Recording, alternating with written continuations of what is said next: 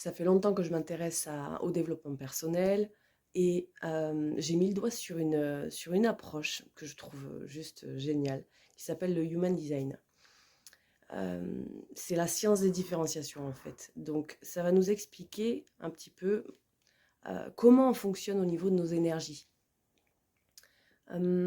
C'est quelque chose qui nous est donné à la naissance un petit peu comme l'astrologie. Du coup, il y a plusieurs sciences qui sont combinées là-dedans. Il y a l'astrologie, il y a le yiking, le Shabbat, l'arbre de vie, etc., les chakras. Il y a énormément de choses qui sont prises en compte, la clé génétique, etc. Et ça va nous expliquer comment on fonctionne. En fait, c'est un petit peu notre mode d'emploi. On a des stratégies qui nous sont propres, hein, qui fonctionnent pour nous, d'autres qui ne fonctionnent pas. 70% de la population sont ce qu'on appelle des générateurs d'énergie. Donc ils génèrent leur propre énergie et ils sont faits pour répondre à des demandes de la bonne façon pour eux. Donc il faut qu'ils sentent, il y a différentes façons de sentir selon le générateur, selon la personne. Comment, comment dire oui, comment dire non.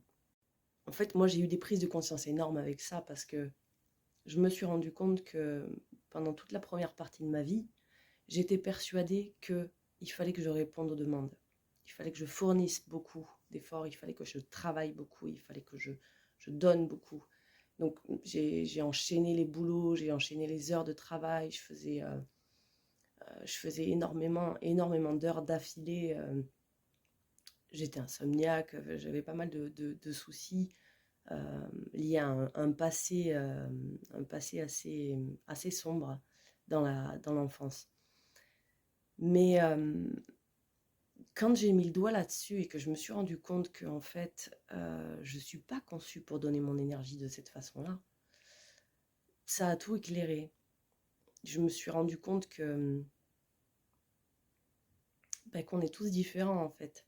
Et la raison pour laquelle j'ai été conditionnée de cette façon-là pendant longtemps, c'est que les générateurs représentent 70% de la population et ont un centre sacral, donc leur centre énergétique qui va fournir cette énergie-là, il rayonne de l'énergie sans arrêt.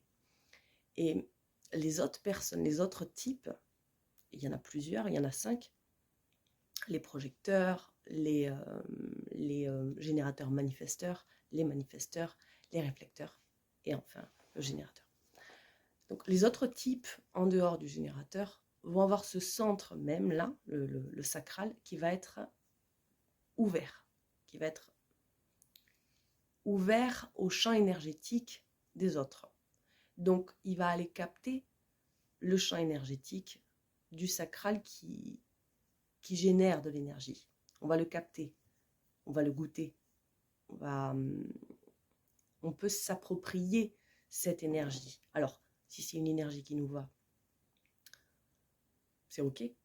Mais si c'est une énergie qui ne nous correspond pas et à laquelle on est trop souvent scotché, donc on va sentir cette énergie en permanence si on est sans arrêt entouré d'une personne qui va avoir ce sacral défini ou de plusieurs personnes qui l'ont défini, on peut penser que cette énergie, c'est nous. Et on peut vouloir agir de cette façon-là, alors que ça ne nous correspond pas. Donc il est très important de savoir en fait si ça nous appartient ou si ça ne nous appartient pas. Parce qu'on est tous des êtres conditionnés. On va tous être influencés par les personnes qu'on rencontre. Que ce soit à ce niveau-là, au niveau du sacral, ou au niveau des pensées qu'on va avoir, des croyances, c'est bien, c'est pas bien, une relation, comment elle fonctionne, comment on gère nos émotions, comment je m'estime, l'ego, l'amour que je me porte, comment je me vois, mon intuition, est-ce que je sens les choses, est-ce que j'ai des pulsions, est-ce que j'ai de l'adrénaline, est-ce que j'ai quelque chose comme ça qui fait des pics d'énergie, mais des sprints quoi. C'est plus du sprint que du marathon. Surtout sur tous ces aspects-là, sur l'inspiration, etc., il est possible qu'on soit conditionné, il est possible qu'on soit influencé par l'autre. Et en fait, avec le schéma du design qu'on a, il suffit de le calculer sur des sites, de trouver notre schéma à nous grâce à la date de naissance. C'est un petit peu comme l'astro, quoi. Ben, on arrive à comprendre, si on arrive à l'analyser, bien sûr, parce que c'est pas facile d'accès. C'est pour ça que je l'étudie depuis pas mal de temps maintenant. On arrive à trouver les clés, les bonnes stratégies, là où on peut faire attention, comment faire attention, quoi repérer pour savoir qu'on est conditionné ou pas, et pour se réaligner le plus possible, donc pour redevenir, nous, alignés entre ce qu'on pense, ce qu'on ressent, ce qu'on fait. Ça aide énormément à prendre conscience en fait de ces zones de vulnérabilité qui sont aussi des zones de sagesse. Parce que ces zones où on est ouvert, on peut évidemment se laisser influencer d'une mauvaise façon, mais on peut aussi s'ouvrir à une multitude de fonctionnements et à tirer des leçons de tout ça.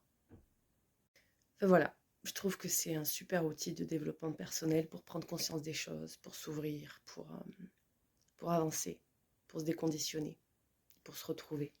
Si je jure que par le human design, non, je peux pas dire que je sois, je peux pas dire que je sois quelqu'un qui soit dans les extrêmes et qui va être une fanatique d'une approche, d'une seule approche.